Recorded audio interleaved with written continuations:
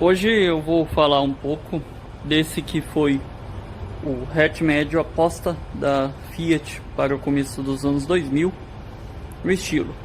Eu sou o Ricardo, sou mesmo aí do vídeo do Mille, e hoje vou gravar aqui para o canal do Gabriel. Bom, é bastante interessante ter um Mille e um estilo um do lado do outro, principalmente da mesma cor, né? Os dois são prata barim, apesar do estilo ter uma tonalidade um pouco diferente, se você for comparar. Imagino eu que devido à idade. Os dois, sob certos aspectos, embora que muita gente falava no lançamento dele que não, o desenho dele é muito alemão e não sei o que. Bom, a linha de cintura entre os dois, por exemplo, permanece. Algo bastante interessante ainda é o terceiro vidro, que possui no Uno e também possui no estilo.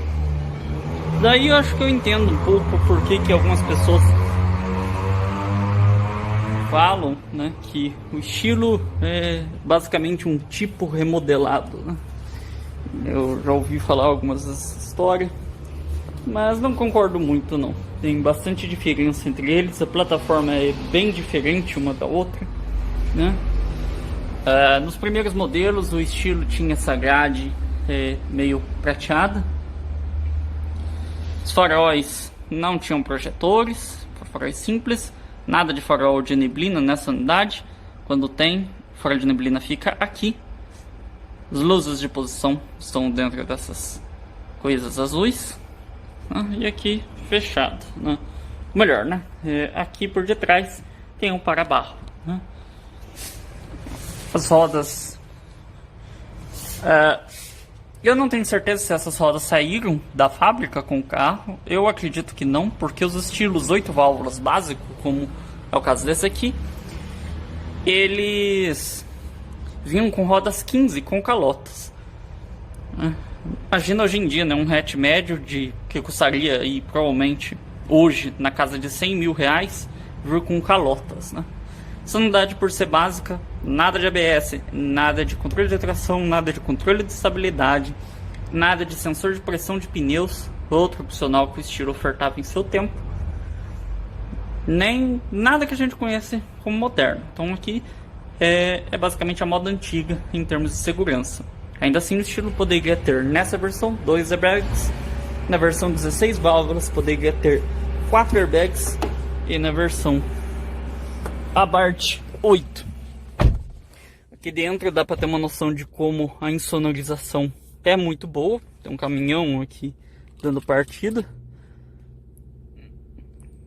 Acabamento das portas em tecido e uma espécie de emborrachado, muito interessante. É um emborrachado em cima de plástico, mas é um emborrachado. O painel também é emborrachado. Uma coisa impressionante, vou usar aqui o recurso da grande angular aqui para ficar mais legível. Aqui nós temos um volante de 16 anos, é original do carro, e você não vê nenhum desgaste, nem nada. Isso porque o carro está com, hoje, vamos ver,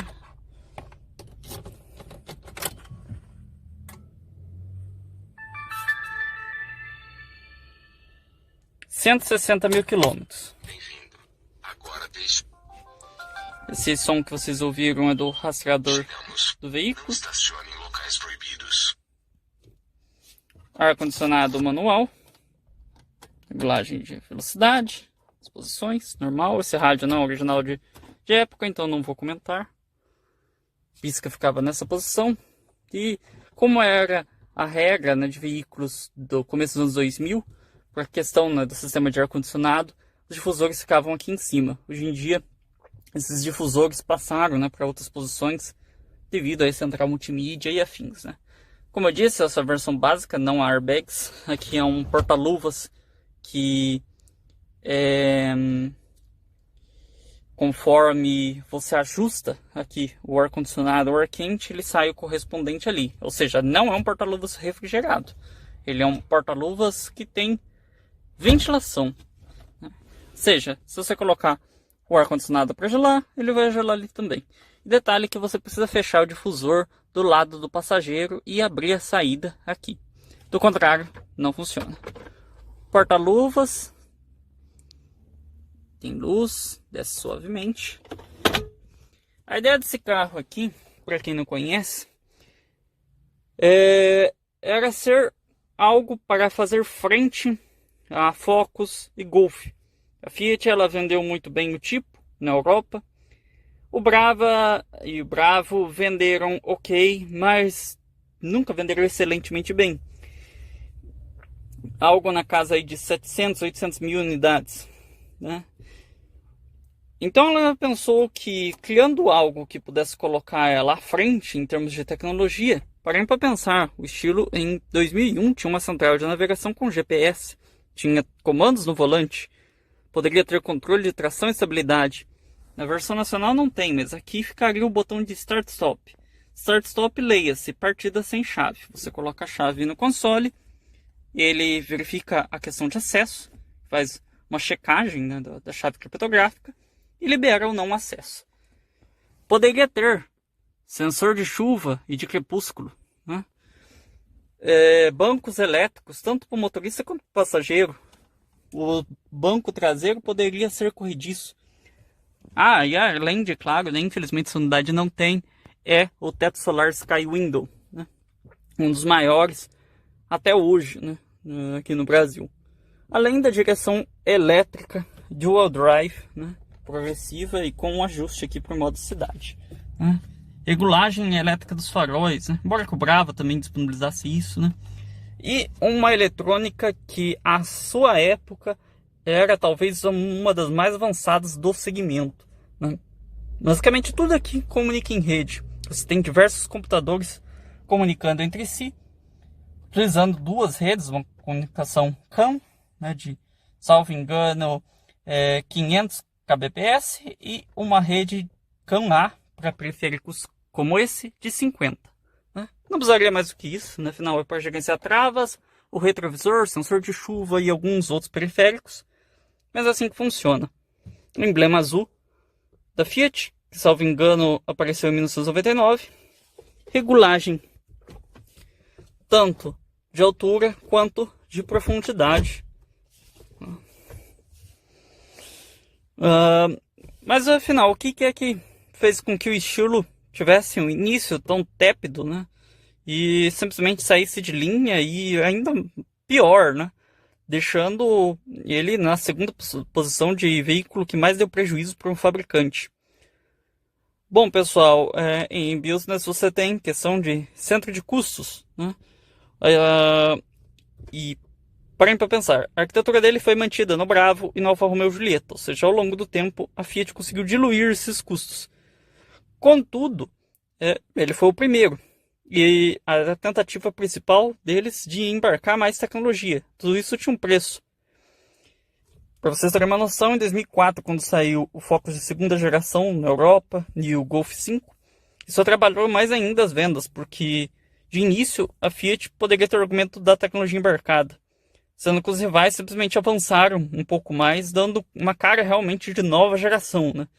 E o estilo, além de tudo, tinha problemas de confiabilidade por lá, né? Tem hora que nós pensamos que o problema aqui no Brasil da Fiat ser encarada como marca de entrada é somente no Brasil. Não, isso acontece lá fora também. E esse foi o problema, o mau posicionamento e o preço extremamente elevado. Você podia ter um estilo na casa aí de 12 mil euros, quanto poderia ter um estilo de 30 mil euros com a Bart, né, e todos os seus opcionais. Então daí faz muito sentido reaproveitar a plataforma, e seja nos Alfas, seja nos Fiats, e aí amortizar o custo. Então, mas era um salto que a Fiat precisava dar. Infelizmente não deu certo. Isso quer dizer que o veículo é ruim? Ao menos no Brasil eu não posso dizer isso. Esse é um veículo com 160 mil quilômetros. Ele infelizmente não foi muito bem tratado pelos antigos donos. Acreditam ou não, quando eu comprei, nem luz aqui funcionava. A luz aqui do cinzeiro também não funcionava. Uma manutenção toda negligenciada, que ainda pago um alto preço por causa disso, né? O sistema de arrefecimento, por exemplo, estava horrível, né? Eu vou ter que trocar o radiador dele para poder colocar em ordem, né? Vamos abrir um pouco o capô. Mas ele é um carro bastante interessante. Hoje em dia tem um preço bem mais interessante ainda. Basta dizer, por exemplo, com o preço de um Mille 2013, você compra um estilo 2004. Eu vou pausar aqui para poder levantar o capô. Aqui. Esse carro, quando eu comprei aqui, também era bastante sujo. Ainda está bastante, mas está bem menos de quando eu comprei. E tem uma manta acústica aqui, é bem feitinha. O meu tá faltando algumas buchinhas. O amortecedor para apoiar o capô e não usa vareta. Aqui debaixo fica a bateria. Isso é bastante ruim, porque o acesso aos faróis aqui é horrível. Se você querer saber qual que é o pior pesadelo de um dono de estilo, é ter que trocar as lâmpadas aqui. É horrível. Aqui é menos ruim, mas também não é muito agradável. Esse é o motor família 1 da Chevrolet. No tempo que a Fiat e a General Motors tinham uma Joint Venture. E aí acabou indo parar no estilo, porque no meio desses tempos, o estilo foi apresentado à imprensa dia 4 de setembro de 2002. Isso na imprensa do Brasil. De início, havia-se a possibilidade de utilizar 1.6 de 6 válvulas que equipava o Palio, que inclusive foi utilizado na Europa, mas a Fiat acabou desistindo disso por causa que esse motor era importado, inicialmente da Itália, quando o Palio foi lançado, e depois da Argentina. Porém, isso tornaria o preço dele mais elevado. Era um motor que também equipava o Brava, né? E por alguma razão resolveram adotar um 1.8 da GM. Imagina por economia de custos, né? Já que esse motor seria adotado no Palio, ou seria adotado no Corsa, então sairia mais barato adotar em tudo de uma vez. Aqui é a central de injeção, uma dessas, né? Já que existem algumas pelo carro, não sei nem dizer quantas. Um dos principais problemas também que deixa donos de estilo louco é essa mangueira grande. Isso aqui apresenta vazamentos. Inclusive, me apresentou uma imensa dor de cabeça isso. Mas agora está basicamente sanado. Vou trocar o radiador para melhorar isso de vez. Uma coisa também bastante curiosa, acabei esquecendo de comentar, que os retrovisores dele, apesar de não rebaterem, né, são elétricos e tal, eles também possuem aquecimento. Então ligou o desembaçador, ele também esquenta o espelho. Uma outra coisa bastante curiosa é que se você tiver com os lavadores dianteiros ligados e engatar ré, ele também liga o lavador traseiro para que você tenha uma melhor visibilidade. Então, são detalhes que se pensou na época, né? Isso é gerido, né, pela rede de comunicação chamada Florence, para a rede CAN para Fiat de luxo. Nome curioso, né, que a Fiat resolveu adotar. Aqui eu tirei os Insufilmes, então voltou a ser como deveria ser. Não sei como esse carro vai aparecer no vídeo, mas não, pessoal, esse não é um carro imaculado nem nada, né? Ele teve seus defeitos, né, ao longo da vida. Vou mostrar aqui atrás também. Acredite ou não, um hatch médio que hoje custaria na casa de 100 mil reais usava vidro manivela na parte traseira. Era um opcional isso. O estilo tinha muitos opcionais. A bolsa ao sistema de som aqui é um plástico meio emborrachado aqui e tecido, muito bom. Apesar desses bancos eu particularmente acho eles feios, mas eles são bastante confortáveis, né? São bastante durinhos. Isso não deixa ele desconfortável para a cidade, mas na rodovia é melhor ainda. Banco bipartido, e além de ser bipartido, ele também tem essa questão que você puxa. Talvez você possa pôr alguma coisa aqui. A ideia originalmente é que você coloque um banco sobre o outro, né? Mas eu acredito que caiba alguma coisa. E a saída do ar-condicionado ali. Nessa versão básica não há porta-revistas. E o plafonier traseiro. Meu caso aqui, eu mantive essas luzes originais. Ele veio com LED, mas fizeram o serviço muito mal feito e acabava ficando meio aceso. Então acabei desfazendo tudo e colocando todas as luzes como deveriam ser, né? O cinto aqui é um cinto retrátil. E tem aqui esse mecanismo para abertura. As janelas, infelizmente, não descem até o fim. Essa característica foi mantida no Bravo, salvo engano também no Julieta, que também partilha a mesma plataforma. Além disso, a chave dele já era canivete. Ela não era preta desse jeito, isso passou a ser nos estilos pós-facelift. Porém eu coloquei ela assim, porque estava muito variada a chave original. Para você descer os vidros, você pode apertar o botão de desbloqueio. Epa.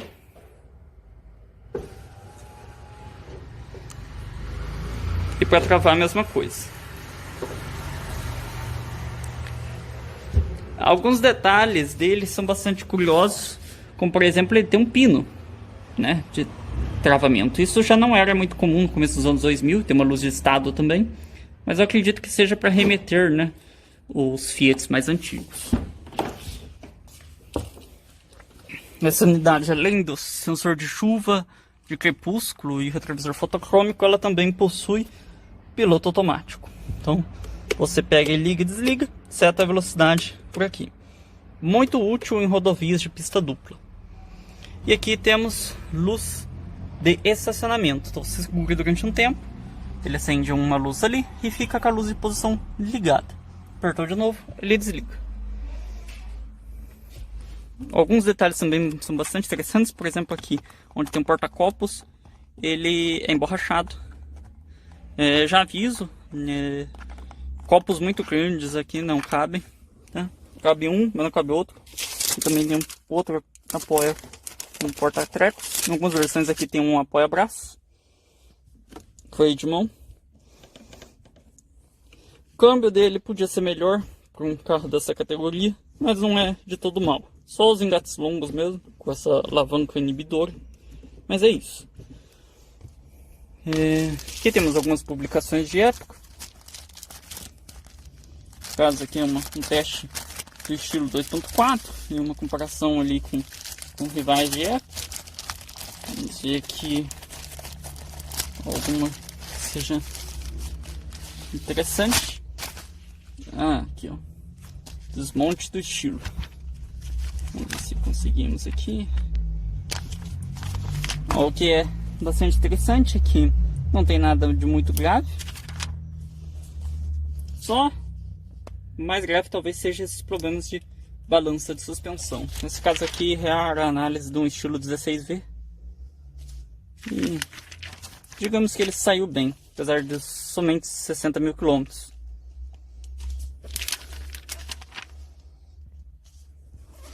Bem interessante mesmo. E aqui temos uma referência que a concessionária onde ele foi comprado me passou de tudo que foi feito nele. Muito interessante isso. Ele em 2007 já estava com 90 mil quilômetros. Descobri que o primeiro dono dele rodava bastante, né? E eu não recebi um manual dele. E eu acabei descobrindo que essa quilometragem original, passei um scanner, verifiquei com a central é de época. Então é muito provável que não houve nenhuma adulteração aqui. Então ele rodou bastante, mas proporcionalmente pouco de lá para cá, porque em 2007 90 mil quilômetros, 2020 160 mil. Eu comprei ele com 149 mil quilômetros. O mais curioso é que, se tomando como base todas essas informações, ele foi comprado em Curitiba, mas por alguma razão foi parar no interior do estado, né? Em Londrina. E é isso, pessoal. Esse é o meu vídeo a respeito do Fiat Stilo, né? Se tiverem alguma dúvida aí, comentem aí. E é isso. Valeu!